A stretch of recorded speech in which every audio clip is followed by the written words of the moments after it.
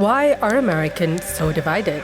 Your fake eyelashes are messing up. Oh, girl, baby girl.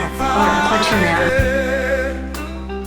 Ask any Democrat and they'll tell you it's the grand old elephant's fault. Ask a Republican and they'll tell you it's because of those pesky donkeys. But what is it really? For starters, it has a lot to do with the nature of American politics. The bifurcation of American politics into two distinct parties, the Republicans and the Democrats. That has a lot to do with the way the US political system is designed, and getting into that would require a separate video altogether. Anyway, over the past few decades, the ideological gap between both parties has been growing and growing and growing. I mean, just look at these graphs showing how Democrats and Republicans differ in their stances on various issues, ranging from gun laws to immigration to K-12 education. They can't even begin to see eye to eye. And it's not just common ground they lack, but the persistent othering of those from the other side of the political aisle. Members of both parties see those from the other side as lazy, immoral, dishonest, unintelligent, and close-minded. Of course, it doesn't help when both parties amp up the political theater through incendiary dialogue. Okay, you've been waiting for this, for trespassing on the Capitol grounds.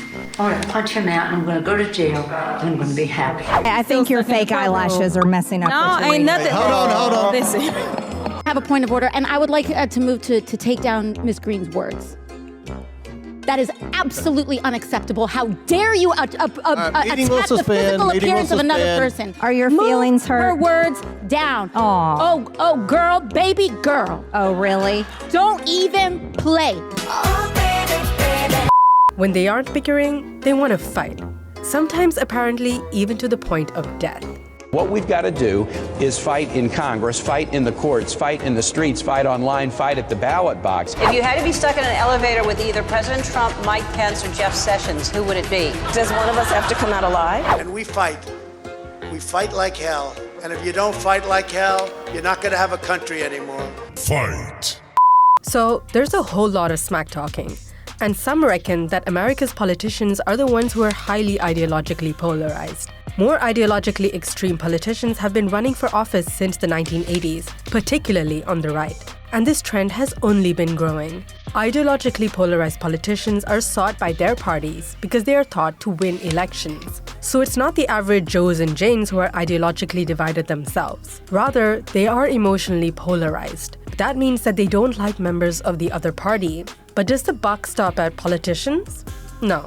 Back in the day, the media included cable TV and radio talk shows. Now it is expanded to include the various vast corners of the internet. In the age of mis and disinformation, that has proven to be exceptionally dangerous. Studies have shown that dislike of a rival party leads to misconceptions over their policy beliefs, like believing they support breaking democratic norms or misinterpreting their demographic composition. Driving all of this are algorithms designed to keep you, the user, glued to your screen, often by pushing extremist and deceptive content. After all, that is what rakes in the ad revenue and profit. In May 2024, research by the Tech Transparency Project revealed that more than 100 far-right armed groups were comfortably using Facebook to organize ahead of the US presidential election. Look, there is no doubt that division has always existed in the United States. Yet, a cocktail of poor content moderation, the proliferation of fake news, and extremist content can make for a pretty pernicious mix. But what happens when you add polarization on the grounds of race to that? I mean, one of the more persistent rifts in modern American society is the race divide. Of course, that is nothing new for the US. Although slavery was abolished in the 19th century, it still left deep scars and embedded inequality in institutions. Polls show that America is less divided along the lines of race and more about their opinions on racial equality. Here's an example. America has tried to augment its racial divisions by introducing diversity, equity, and inclusion programs. These have generated a backlash. Critics say they forsake merit for the sake of diversity, alleging that the programs are discriminatory and sideline white Americans. Here's another example.